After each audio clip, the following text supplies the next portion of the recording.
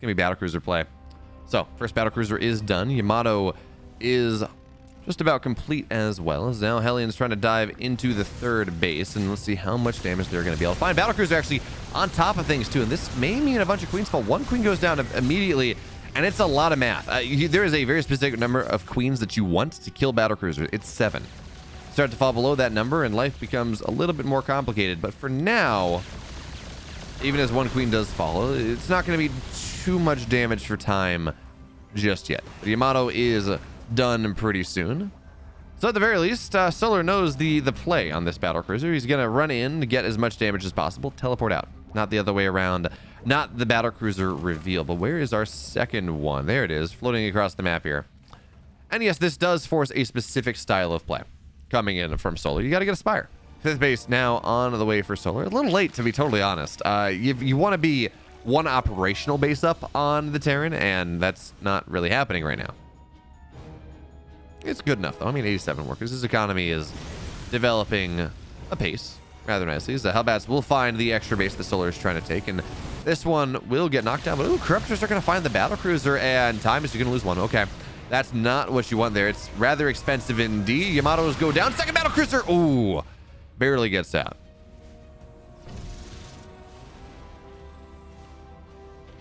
It looks like the Hellbats did knock down that extra base of Solar. No, I'm sorry. I thought this base was getting ready, but no, it is operational. So, never mind. Solar's economy, rather nice. Hive is now done. Solar, though, he's maxed out, so no Vipers. No, not just yet. And plenty of Banes. But I really don't know. I mean, Hellbats are actually really... Yeah, it's for the Hellbats. But, and, well, we do have only 5 Hellbats, actually. Only 5 Hellions. So, Baneling's not really worth a lot at the moment, but good enough, as Blue Flame will shred a lot of these Lings. As they go for the full surround, so the Hellions will fall. Not really much saving them, but +2 melees is pretty powerful. So, now...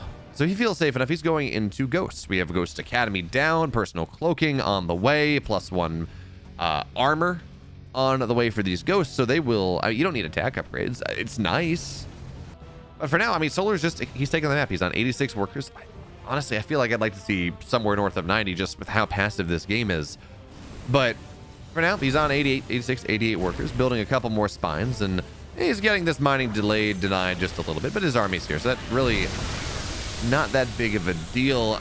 I do want to start to see Solar's or composition start to swing around a little bit. And now 3-3 is done for the mech army, +2 at armor on the Ghosts, so they're going to die even slower. And we're just seeing time slowly take bases. He's going to start to take this low ground base now, and then, well, the only contested base, the only base that Solar can take that is technically Time's, will be the middle right. And I don't even know how that's going to work. He's denied, Time is denied a decent amount of mining from the middle left, so if he can mine out half of that, mine out half of this, he's going to be fine. This bank is growing pretty much at the same rate that that Solar's is.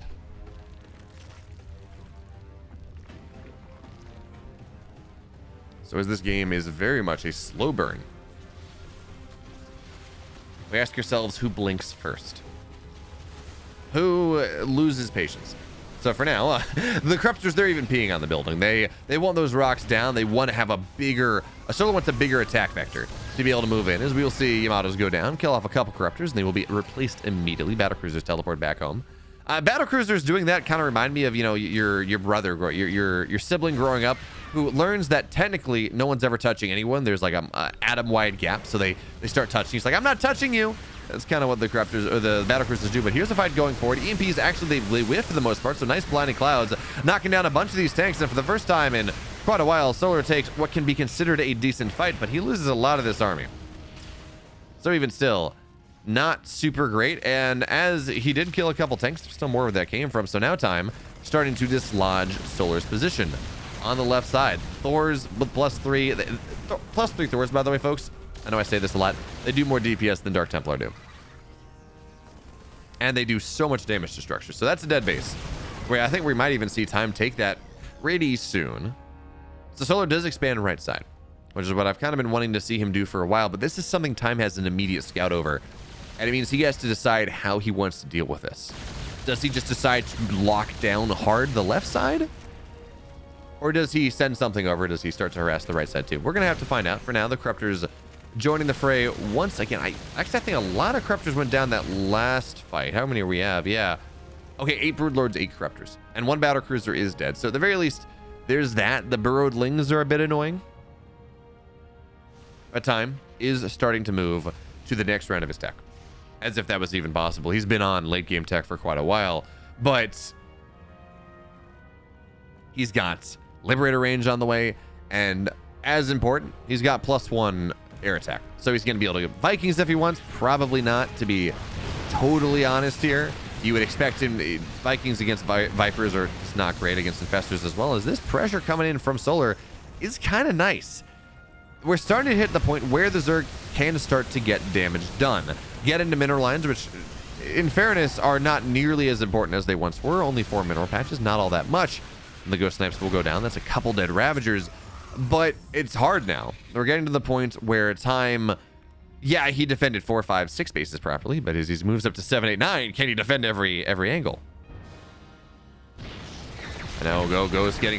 there's no detection here! Oh no, the Broodlords, they're all falling down. They're falling down so hard, the Ghosts run forward. Now there are... Sure, now there are some spores, but that was 11 Broods going down to the blink of an eye. Solar's going to have to spend a lot of his bank to replenish this. We see more Corruptors on the way, but that Broodlord count, it was like 16. Now it's 5. Time has a lot of room on the map. Now, the tank will go down. The Ghosts snipe down the rest of the Ravagers. Right side, time is kind of funny. By putting pressure on the right side, he's kind of denying any sort of aggression on the left, because at this point, again, the army is so slow that Solar has a choice about whether he's going to defend or whether he's going to attack. And Time's positioning is actually proving to be rather nice indeed.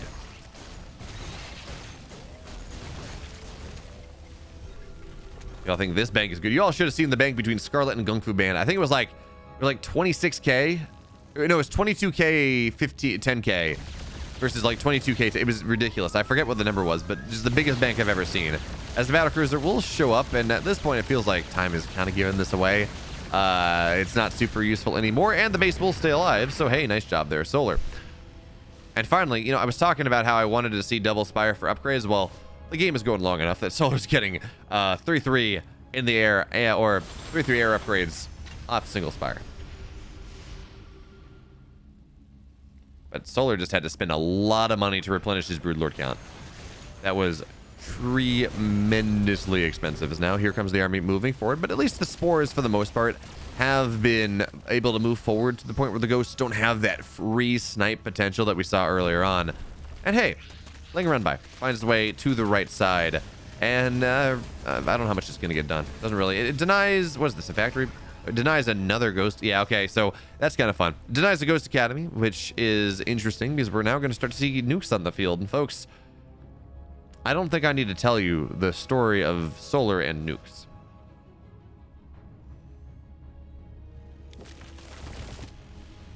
We're even getting Infernal Preignite. Oh, shoot, what is... I always forget what the late game medevac upgrade's called because I just never see it. But anyways, it does make medevacs zoom faster and then they boost longer. So that can be useful, kind of. I feel like we see it upgraded, then I never see the impact of it. But now we're going to start to see some nukes going down. Their goal is to knock... Okay, Solar. Okay, Solar. Solar. Solar. Solar. No, Solar! No! That's not... No. If I had a nickel for every time I saw Solar lose a good majority of his army to a nuke, I'd have 3 nickels. I mean, it's not a lot of money, but it's crazy that it's happened that often. He loses, you know, not as much as he could have, but that's still 11 Broods, 3 Vipers. I thought he was going to lose the Infestors too, but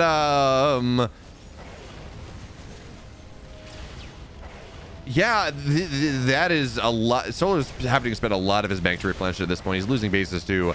He's losing money. I'm not saying that is the game losing mistake, not just yet, but resources lost. My God, 42k to 17k.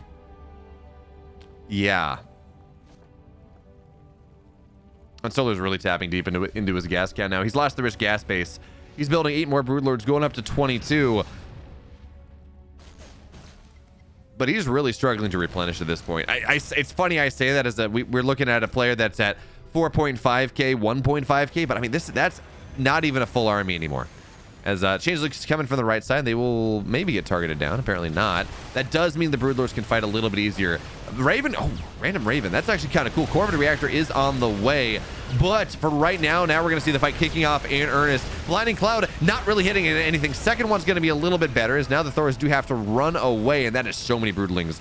That will be a couple dead Thors, but they retreat backwards. They hide thee back from whence they came, and now the Blinding Clouds, well, they're not as powerful as they once were. You can just run away from them. Medivacs, they boost up, they keep the Thors alive, and now here comes the army forward once again. Do we have Neurals? Do we have... Well, okay, snipes go down. I don't see any Vipers in this army, though. It's not really what you want. The Broodlings, they do get good shots off. At least that does force time to tip into his bank just a little bit.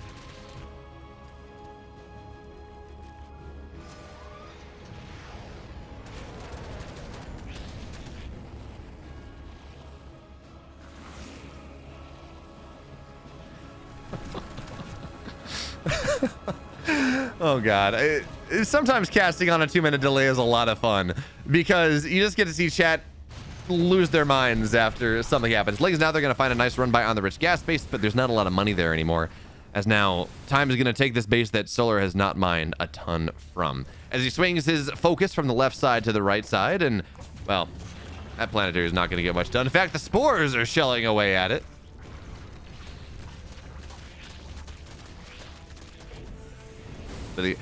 It's funny how powerful Hellbats can be in the late game. Like, realistically, you look at Hellbats, you're like, wow, it's never going to kill a base. And then it kills a base. Time after time after time. You're like, what the hell?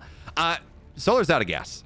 He's not mining all that much of it. I mean, in fairness, neither is Time, but he's got 5k. I don't think he cares all that much. Solar is very much out of gas. This army that he's made is... He can flood Lings out at this point, but... He does not have the ability to remake an army of this complexity. Now the Ghosts run forward. Liberators, really, they siege up. They're just denying they're denying the Infestors as much as they can. These Blinding Clouds, though, are really nice, forcing the Thors back just a little bit, and not a lot of Hellbats. Here come the Lings, here come the Infestors, but they're scanned out, and the EMPs are going to be really nice indeed. 2 Thors now. They are the only ones that get knurled, and the Thors, they're not even targeted down. Time, though, is he going to win this fight? Yeah, I think he does. Knurls have now timed out, and the Broodlords are still here. A 40 army supply lead. Time takes a 2-1 lead, and that nuke broke his back. Solar now